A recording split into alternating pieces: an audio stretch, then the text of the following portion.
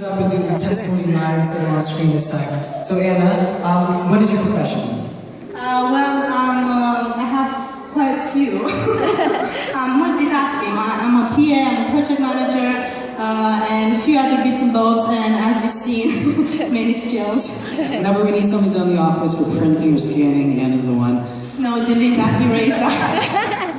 Okay, so do you have any hobbies or passions you kind of interests? Well, I do have quite a few hobbies. I like reading, I like a bit of painting, some football. I have 4 brothers. But my biggest passion are children. I love children. That's great. So, for people who know you, they know that you're Anna, they know that you're not from England, but obviously in case you don't know who Anna is, you can tell their accent's not English. So, where are you from and how did you get to England? Well, I'm from Romania. I came to England 3 years ago. And I came because I had a dream, a big dream, and I wanted to fulfill it. And it's related to my biggest passion for the children. And I came because we want to build a therapy home in Romania. And I came to fundraise and build a team of people who would like to get involved and change lives. Awesome. So if you could just maybe tell us, because obviously not everyone knows your story, if you could tell us your testimony and how you came to know God. Well, about 18 years ago, I was a little child, and we had a team from England into Romania, and Pastor Paul was in that team, and they had a baptism in the village where I come from. But just to tell you a little bit of my background, I grew up in a very small village where I looked around and it was absolutely no one you want to follow, or absolutely no example, and not even one church. My dad used to be a gangster, and he was an atheist, he didn't believe in God, and growing up he was never there, we never saw him. And when I was about 9 years old, he loved my mom so much, but he didn't really see he had some children there.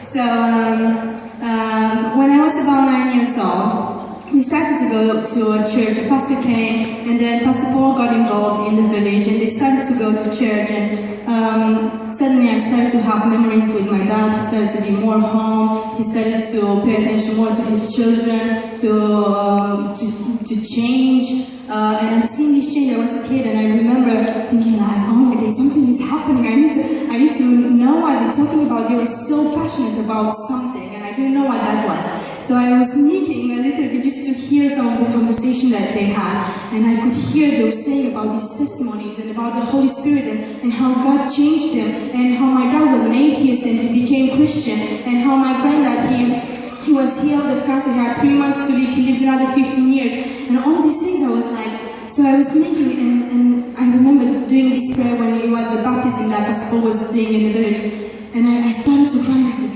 Lord, if you really exist, I want to feel you, I want to know that you're there, I want that something that changed my mom and dad.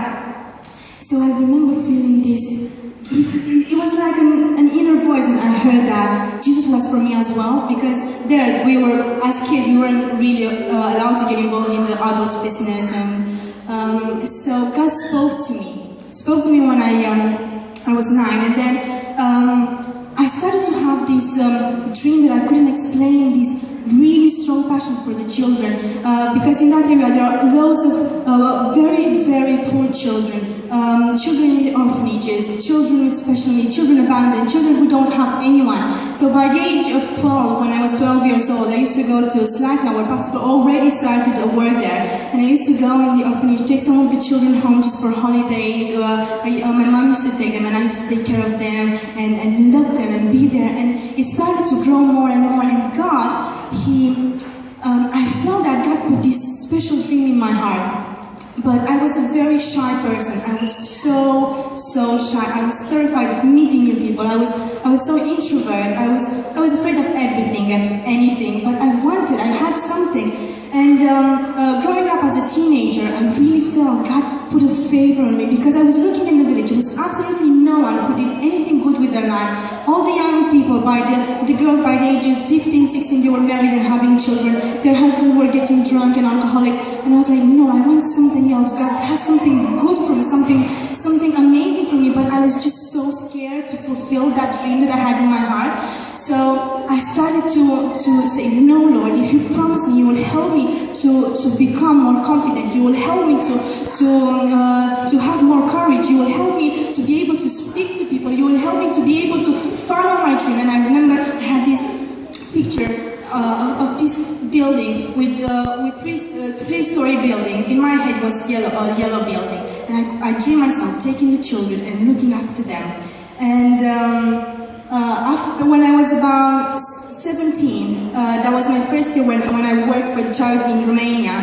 And I said before that to the director was there, I said, one day I'm gonna take this building and look after it, and I'm gonna take these children and I'm gonna change their lives. And he started to laugh, and I said, yeah. But I was like, no, God put this in my heart. So now after quite a few years, I'm doing my dream, and I'm